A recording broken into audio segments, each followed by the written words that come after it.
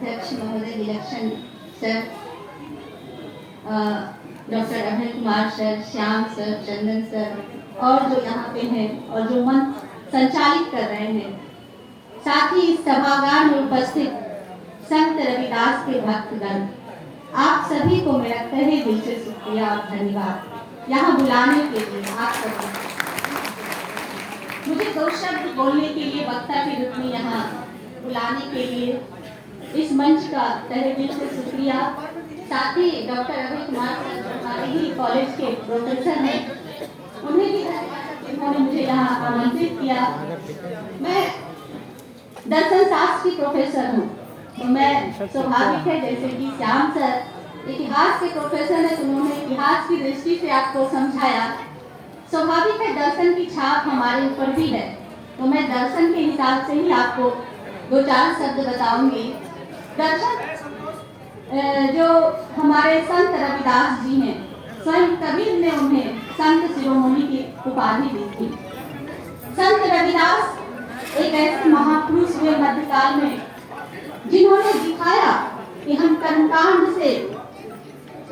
के बिना हम कैसे अपना उत्थान कर सकते हैं। हम उत्थान कर सकते हैं अपना, हमको परमात्मा और हमसे मिलने के लिए हमको किसी बिचौलिए की जरूरत नहीं है, किसी पंडित पुरोहित की जरूरत नहीं है।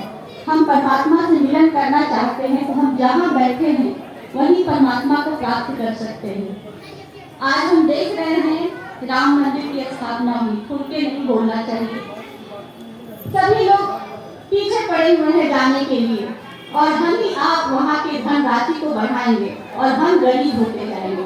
यही स्थिति सदियों से होते आ रही है और आज भी हो रहा है।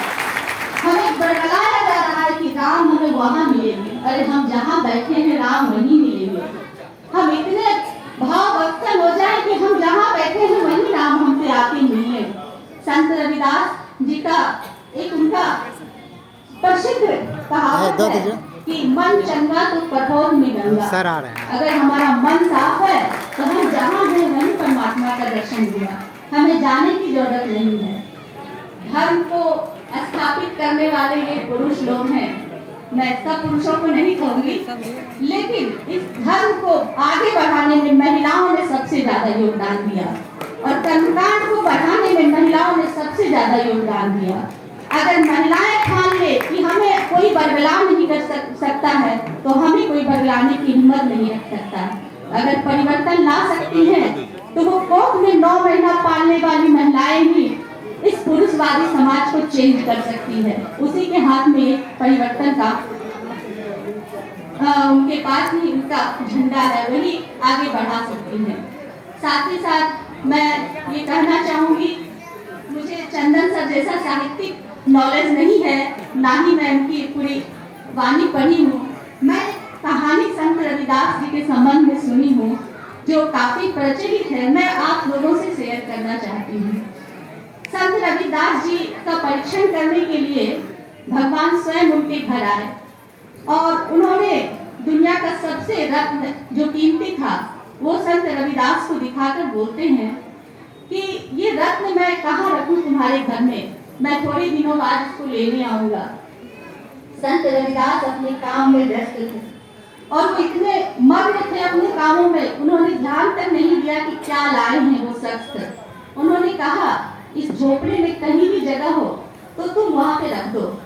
और वो भगवान जो थे, जो वेश बदल के आए थे, उन्होंने वो जो हीरा था वो उनके झोपड़े में घुसा के रख दिया। फिर वो चले गए।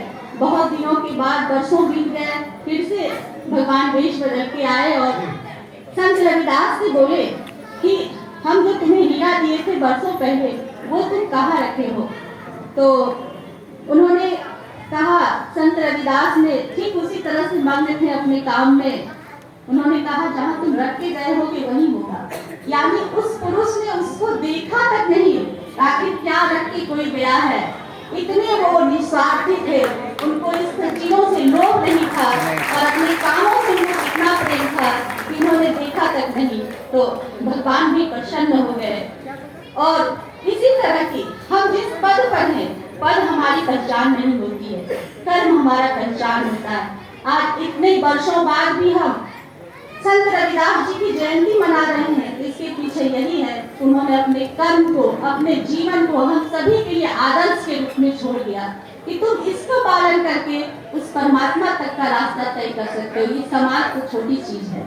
इन्हीं शब्दों के साथ बहुत बहुत धन्यवाद।